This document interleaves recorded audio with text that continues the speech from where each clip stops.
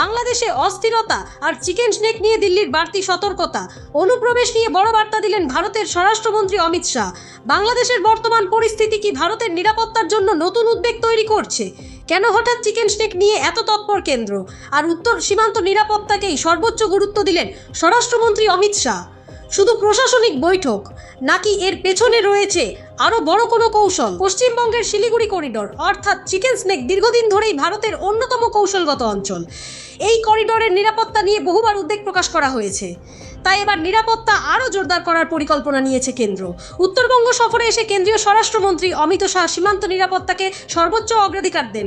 উচ্চ পর্যায়ের বৈঠকে সীমান্ত সুরক্ষা, অবৈধ অনুপ্রবেশ, চোরাচালান, নতুন ফৌজদারি আইন কার্যকর করা এবং জন্ম মৃত্যুর নথির ডিজিটালাইজেশন নিয়ে বিস্তারিত আলোচনা হয়েছে বলে প্রশাসনিক সূত্রের দাবি। তবে এই বৈঠকের সবচেয়ে গুরুত্বপূর্ণ বিষয় ছিল চিকেন স্নেক অর্থাৎ শিলিগুড়ি করিডোর। প্রায় 20 থেকে 22 কিলোমিটার চওড়া এই করিডোর ভারতের মূল ভূখণ্ডকে উত্তর পূর্বাঞ্চলের 8টি রাজ্যের সঙ্গে যুক্ত করে।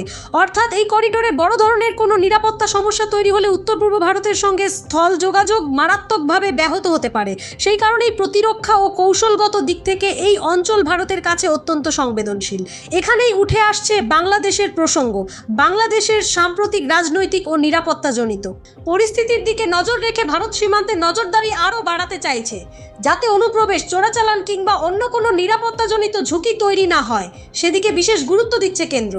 প্রশাসনিক সূত্রের খবর, মহানন্দা নদীপথে অনুপ্রবেশ ও চোরাচালান রুখতে পাশাপাশি ভারত বাংলাদেশ সীমান্তে ত্রিস্তরীয় ফেন্সিংয়ের কাজ দ্রুত শেষ করার উপরও জোর দেওয়া হয়েছে। এছাড়াও উত্তরবঙ্গে নতুন সীমান্ত চৌকি অর্থাৎ বর্ডার আউটপোস্ট তৈরির পরিকল্পনা রয়েছে। মোট 10টি নতুন সীমান্ত চৌকির পরিকল্পনার মধ্যে উত্তরবঙ্গ ফ্রন্টিয়ারে ইতিমধ্যেই 2টির নির্মাণ কাজ চলছে। আরও একটি গুরুত্বপূর্ণ বিষয় হলো রেল যোগাযোগ। শিলিগুড়ি করিডোরকে আরও শক্তিশালী করতে পাহাড় কেটে সিকিমের রংপো পর্যন্ত রেলপথ সম্প্রসারণের কাজ চলছে। এই প্রকল্প সম্পূর্ণ হলে সাধারণ মানুষের যাতায়াতের পাশাপাশি প্রয়োজনে সেনাবাহিনীর দ্রুত মোতায়েন এবং রসদ পরিবহনও অনেক সহজ হবে। উত্তরবঙ্গ সফরে অমিত শাহ বিএসএফ জওয়ানদের সঙ্গে মত বিনিময় করেন।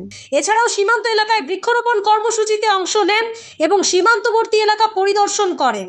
পরে উত্তরকন্যায় উচ্চ পর্যায়ের বৈঠকে প্রশাসনিক আধিকারিক ও জনপ্রতিনিধিদের সঙ্গে দীর্ঘ আলোচনা করেন। এখন প্রশ্ন হচ্ছে, এই সফরের আত্মা জোরদার করার বার্তা।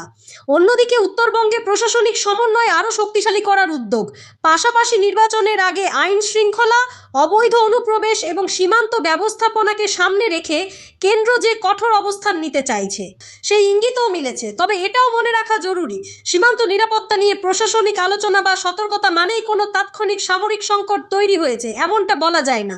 সংবেদনশীল এলাকায় ভবিষ্যতের সম্ভাব্য ঝুঁকি মোকাবিলায় আগে থেকেই প্রস্তুতি নেওয়াই এই উদ্যোগের মূল উদ্দেশ্য। ধন্যবাদ।